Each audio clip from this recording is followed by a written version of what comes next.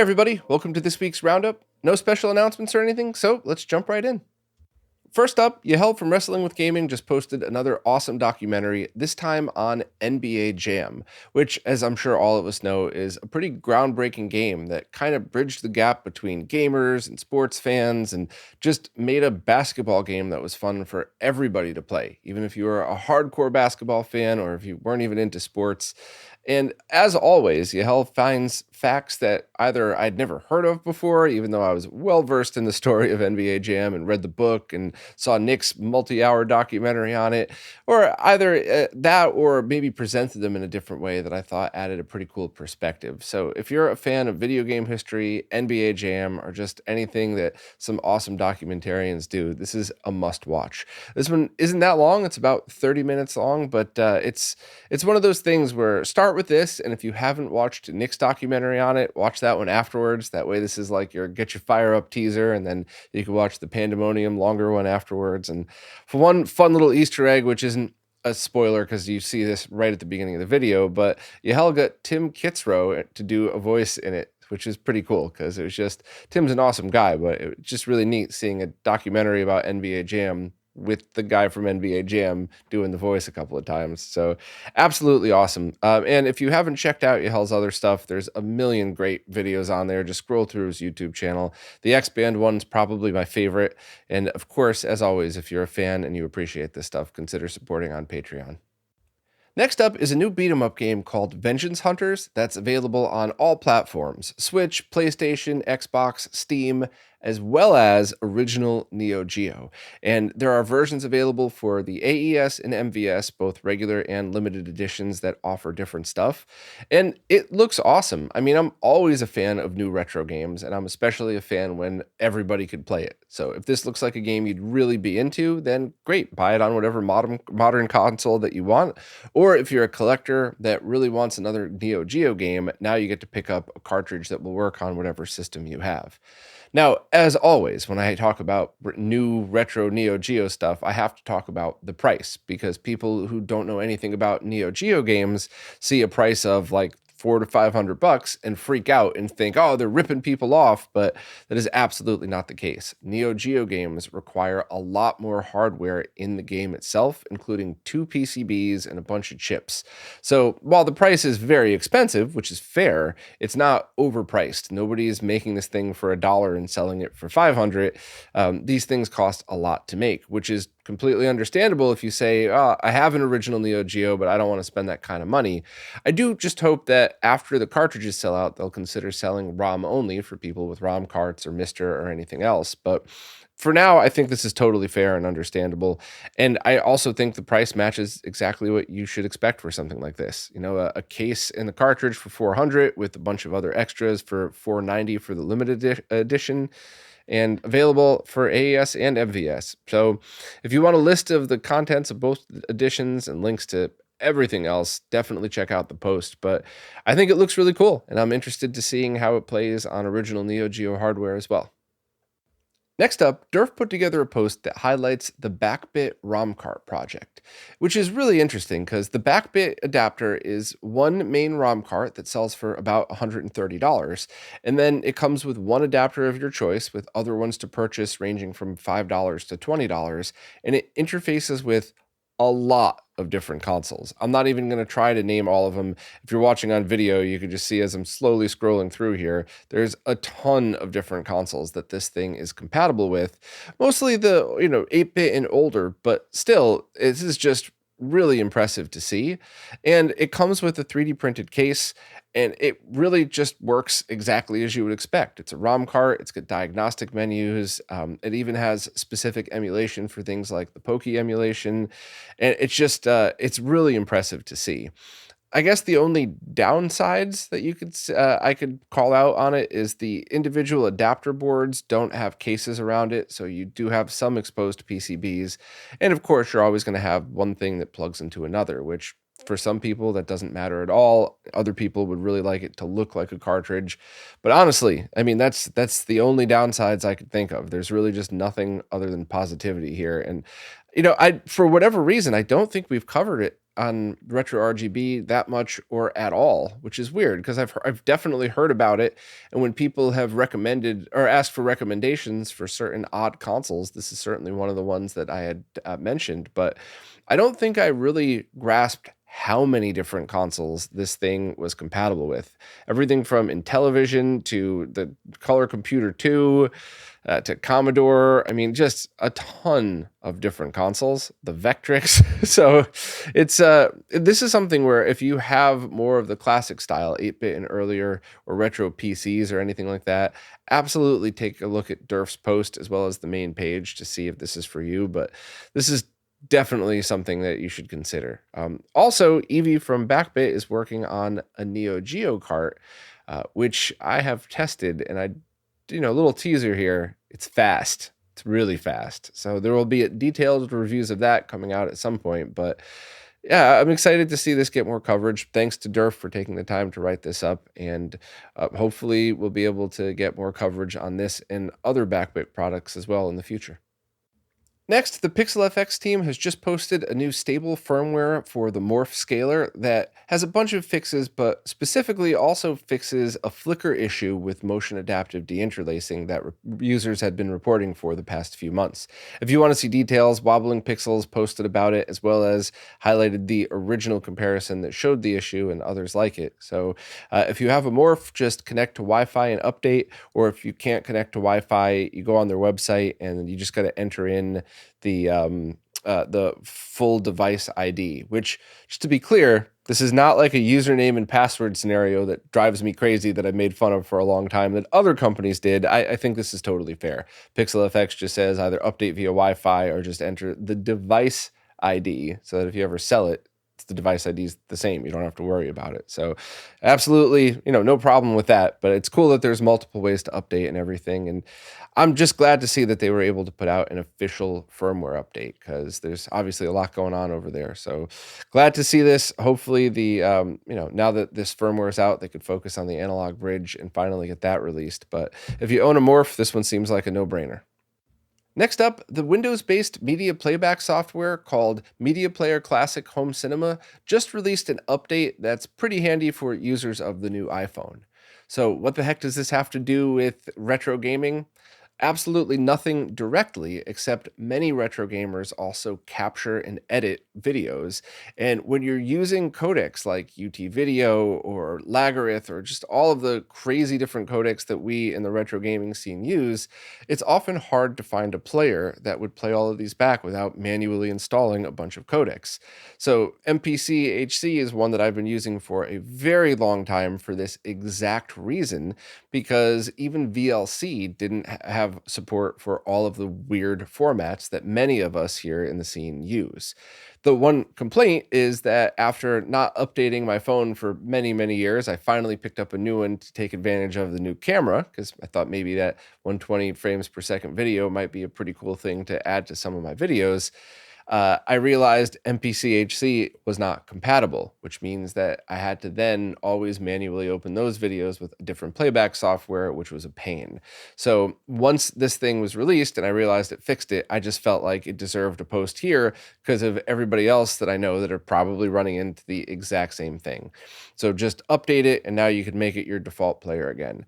Also, another reason that I like this thing is because all you have to do is download the zip file and extract it to a folder on your PC. You don't need to install it, which isn't a big deal for most people, but if you're a nerd with trust issues like I have, I hate when programs get installed on my computer that clutter up my registry, because I try to keep a clean Windows installation, which I know is an oxymoron statement, but I rely on my PC so much. I don't want to install anything in it that I don't absolutely have to in case something goes wrong.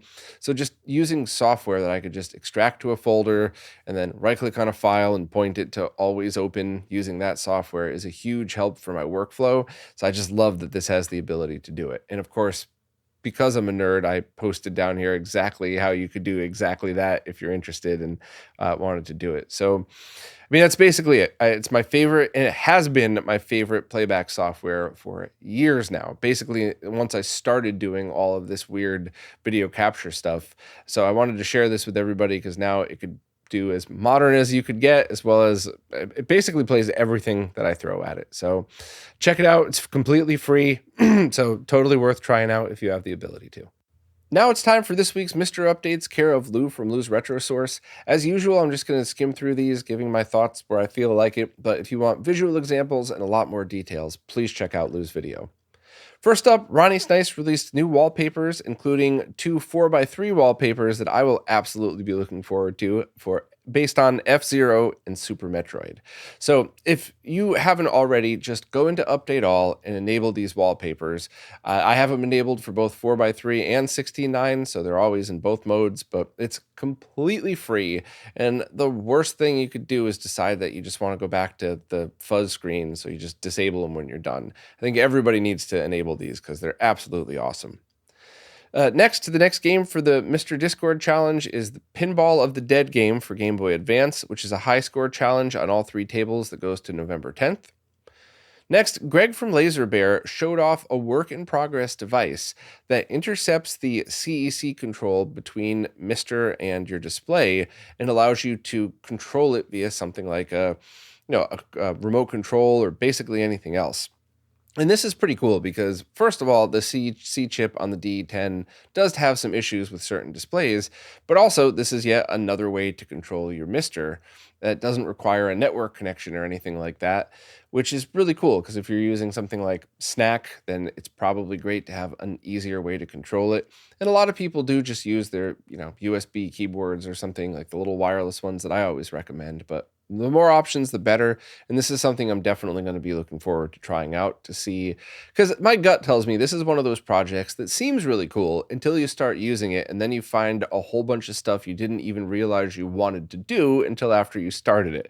So that's just my gut feeling on this one, but we'll obviously be updating everybody once it's getting ready for release and up for order. Next, Heber posted their lineup of current and future snack adapters, which include ones for SNES, N64, PC Engine, PlayStation, Saturn, and MT32Pi.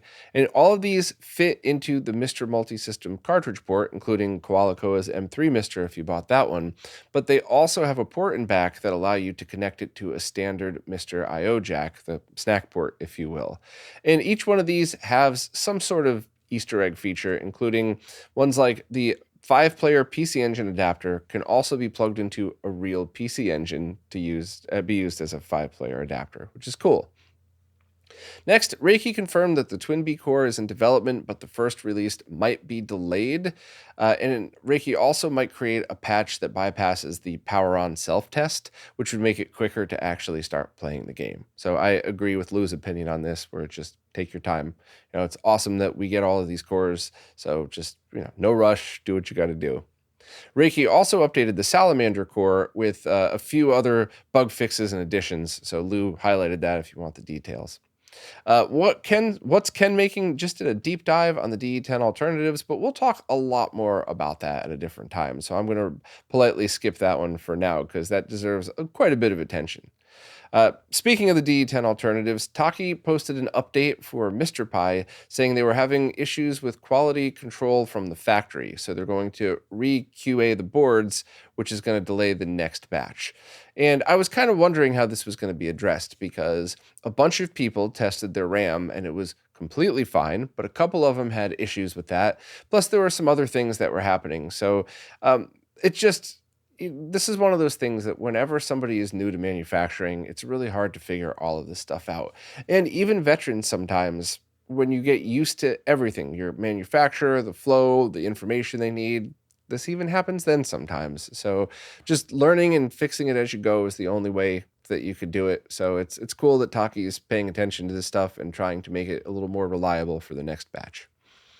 Next up, Wicker Walker recently released a new IRM M90 core that supports Bomberman, Bomberman World, and its various regional variants. It's not an official release yet, so you just gotta download it from the Mr. Discord if you want it. But as always, thanks to Martin for doing this stuff. And next, Wizzo just posted a major release to Tap2, now at version 2.0. And some of these features include that CD-ROM support that we talked about before, which is not actually booting a game from the CD-ROM, but much like the Tap2 project itself, you could put in your original disk. The Mister will read the game data off of it and then launch whatever you have on your system that matches it. So it's completely for fun. It's just like, it's not a functional thing, but it is, in my opinion, a really, really cool way to get some tactile interfacing with your Mister.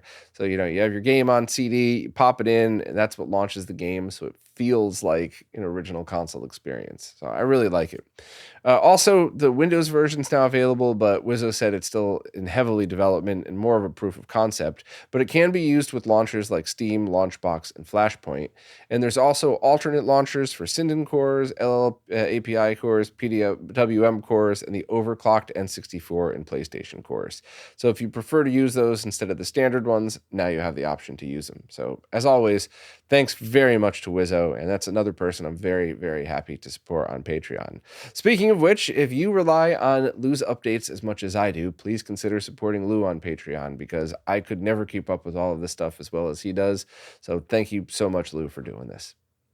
Next up, another round of pre-orders have just opened for the RAD2x cables, which are zero latency HDMI plug-and-play adapters for consoles like anything with an NES multi-out, Genesis 2 connector, as well as PlayStation, and even the Sega Saturn.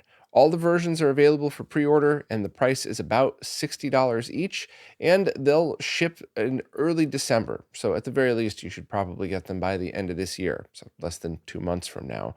And these still, at the moment at least, are the only HDMI plug-and-play cables I would ever recommend for those consoles.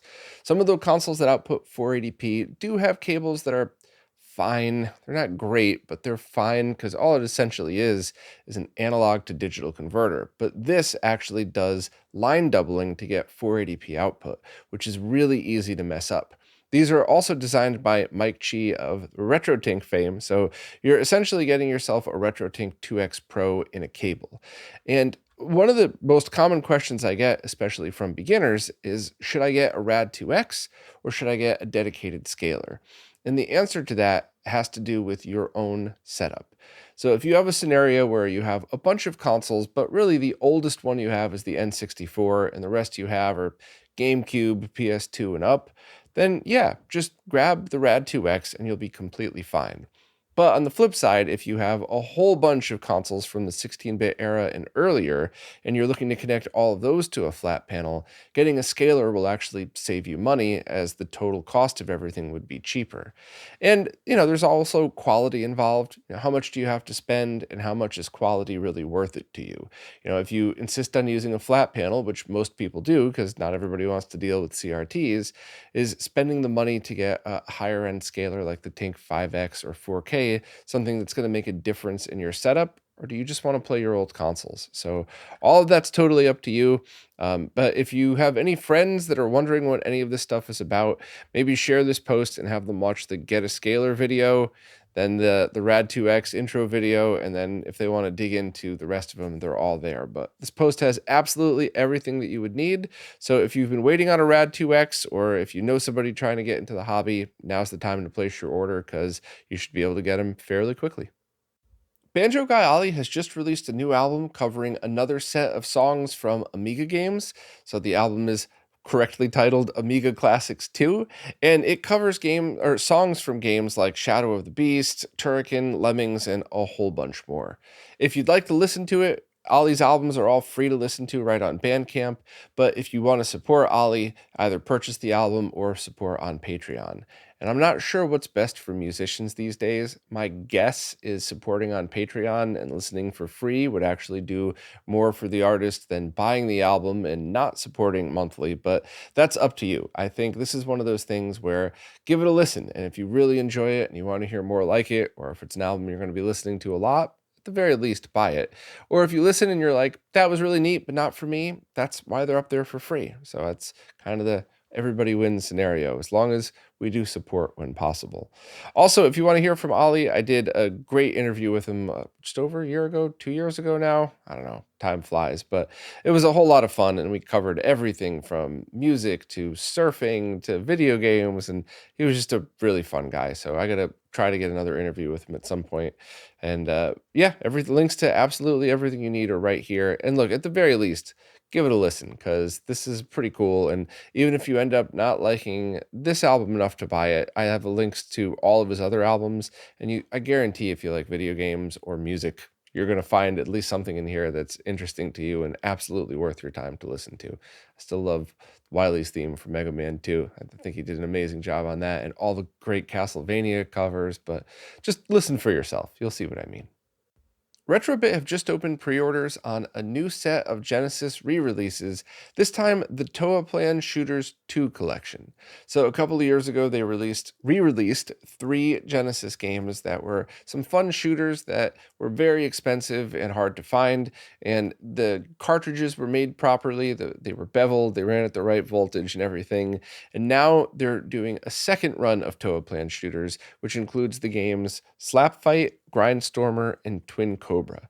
If you want to purchase a box set with all of them, it's about $160, or you could buy each of them for about $55. And every time there's these retro re-releases, I immediately go and look up what the originals cost. And Slap Fight and Grindstormer are both very, very expensive games. And in fact, you could buy this entire set than you could for less money than just one of those 2 games. Twin Cobra still sells pretty cheap, so if that's the only game you're interested in using the eBay affiliate link, they demand that I put that and say that every time I talk about any eBay links, by the way, but you could just go to the eBay paid affiliate link and check out whatever you want. And if you don't like affiliate links, just open it in a private browser and relink yourself to cut me out of my 2 cents that I might make out of it. But the other 2, or if you want all 3, you'll actually save money buying it from the set. And this is kind of something that I always find very important. You know, anytime there's a retro re-release where you could buy the original for the same price or less, I just kind of go, why? What a gross cash grab. But stuff like this, in my opinion, is the opposite. So if you don't like original media and you don't care, you could just play the ROM a million different ways. But if you are somebody that likes to collect physical media, being able to buy official re-releases that are built properly, it's always the key here, more on that in a minute, for the same price or less, I think that's a really good thing. And I don't think Twin Cobra is a cash grab. I just think they fought to get Slap Fight and Grindstormer out and thought, hey, let me get one more game in there as well. So I personally view this stuff as very positive. If you don't care about physical media, don't buy it. But if you do, you could save yourself a ton of money, get a brand new cartridge, and a fun box set. Also, as I say every single time there's a re-release, check the game when you get it and be very harsh about it, because if these companies go out of their way to do it right, they want you to post pictures on social media and talk about it. It's a very good thing if you say, all right, let's open up this game and see if, the cartridge is beveled, and that's taking a picture of a beveled cartridge. It's actually really hard. So set your phone to macro mode, put on a macro lens. Everybody could do it with a cell phone. It just takes a bit of patience. But if you buy this thing, post pictures. Let people know it's made well. And I guarantee that no company that takes the time to do it is going to be upset at that. Now, on the flip side, if this round comes out where they're made improperly, people need to know as well, and RetroRGB would need to correct it. But they've been doing great so far. So, that's why I just always want to push the point. Show people that these things are being done correctly, and hope that other companies will strive to do that as well. But links to a US and UK seller, as well as the original games, are all in here in the post. Each sale link has exactly what comes with it. I didn't want to go through and copy and paste just for one thing. That way you could all just kind of look at whatever you're into. But links to everything you need is right here in the post, and I'm a fan. I think this is pretty cool, and I really like it when companies make it easier to buy things at a cheaper price and don't just approach it as, let me do a reissue of a game that's in every bargain bin at every retro store. It's cool to see the rare ones out there, and they all seem like fun games. Well, that's it for this week. I'm still behind on a few things and I'm trying to catch up, but there's nothing time sensitive coming. So there's still a few posts that are in the midst of being worked on, but certainly nothing with a pre-order or something that you need to jump on right away. So hopefully we'll get all caught up by next week. And, there was still a bunch of really awesome stuff to talk about this week. So I think this was a fun one. But anyway, as always, thank you to anybody who watches, listens, plays nicely in the comments, and especially thank you to anybody who supports in absolutely any way, because it really is you who's keeping all this stuff going. So thank you again, and I'll see you next week. This week's Roundup is brought to you by Neo Paradigm Entertainment, connecting Southeast Asian influencers with opportunities in the West.